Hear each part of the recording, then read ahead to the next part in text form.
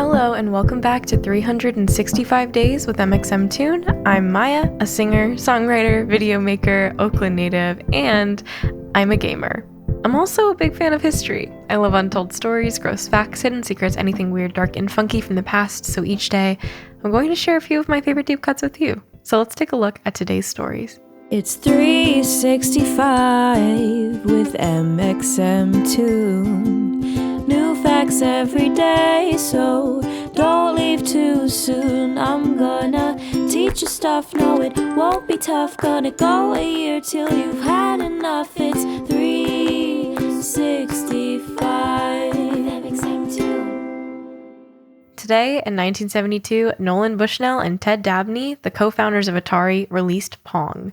Pong went on to become the first commercially successful video game and changed the landscape of gaming forevermore.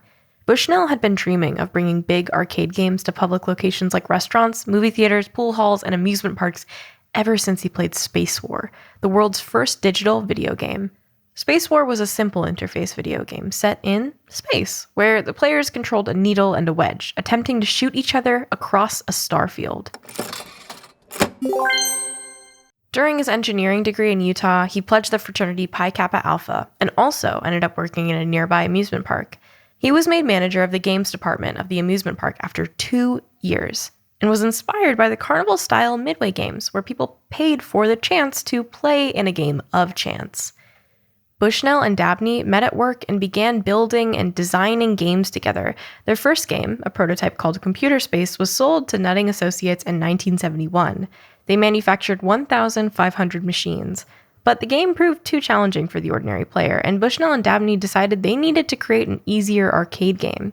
Bushnell took inspiration from a table tennis-based game on the first video game console, the Magnavox Odyssey, and designed a game where players simply tried to keep a ball moving with on-screen paddles. Bushnell and Dabney decided to found Atari to create a platform from which to launch the paddle and ball game. They named the company after a word from the Japanese board game Go. They hired a man named Al Acorn and got to work on the game that would become Pong. He built the solid-state circuitry that laid the groundwork for Pong and continued to be used in subsequent coin-op machines. Pong was a simple version of IRL table tennis or ping pong. The net is a dashed line in the center of the screen, and 2 white rectangles serve as the paddles. The instructions simply read, "Avoid missing ball for high score." Lots of people hadn't played a video game before, so these easy instructions were a great introduction compared to the complex rules of Computer Space. The first coin-op Pong was installed at Andy Capp's Tavern in Sunnyvale, California in September of 1979. Local residents quickly fell for the game, giving it more attention than the jukeboxes and pinball tables that had traditionally lined the bar. The machine broke down after a few days, but Acorn realized it was only because so many people had been vying to play that the machine had just become too stuffed with coins. Despite this early success, large-scale pinball manufacturers weren't convinced that Pong would be a profitable business opportunity, and they declined the opportunity to invest in the game. But Bushnell and Dabney took the Andy's Tavern experiment as a sign that Pong was ready for a larger audience. They launched the game on November 29th. Atari decided to continue building the machines themselves. They hired workers from the local unemployment office and thus were able to keep up with the demand. In the first year, they sold 8,000 Pong machines, and Pong became the first commercially successful arcade video game. It would eventually sell 35,000 machines, and each game brought in an average of $200 per week as a coin-operated machine. Atari kept it up by producing a spin-off game the next year called Pong Doubles, the first 4-player video game. They then made a version for TVs called Home Pong. Today, Atari is still seen as one of the primary foundations of the arcade and the video game industry, even though the company was sold in 1985. Luckily, you can still play some of the all-time classic Atari games right on your phone, PC, or Switch. Let's fast forward for our music fact.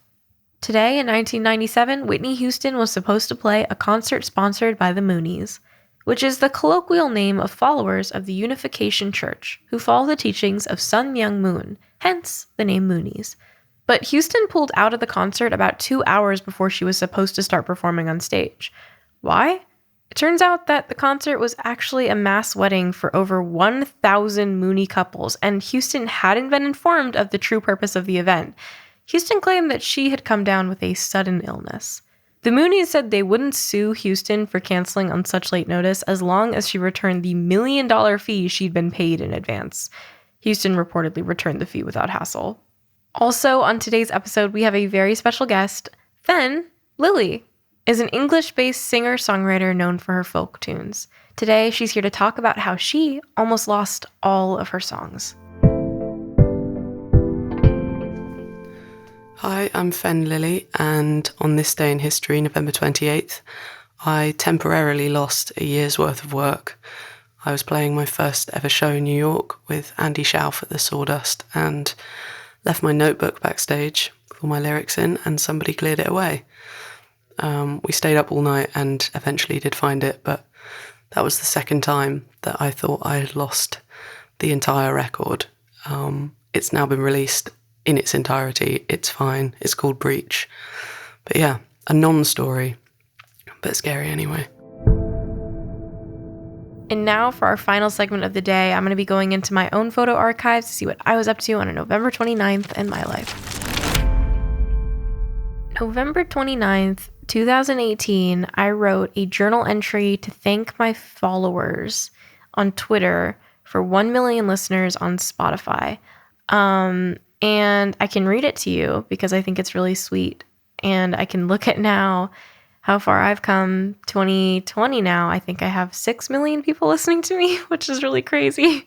I can't process that number, and I could barely process 1 million still. But this is what I wrote back in 2018 when I first hit the landmark. Hello, you. A couple minutes ago, I found out that we surpassed 1 million Spotify listeners. 1 million! That's a really big number. If you told me a year ago that I would be doing what I'm doing now, I might have laughed a little. I had plans on going to college and studying architecture and dreams of being able to work on music full time, but thought those dreams were miles and miles away. Little did I know it would work out for me. I am still the same girl. I make music in my bedroom.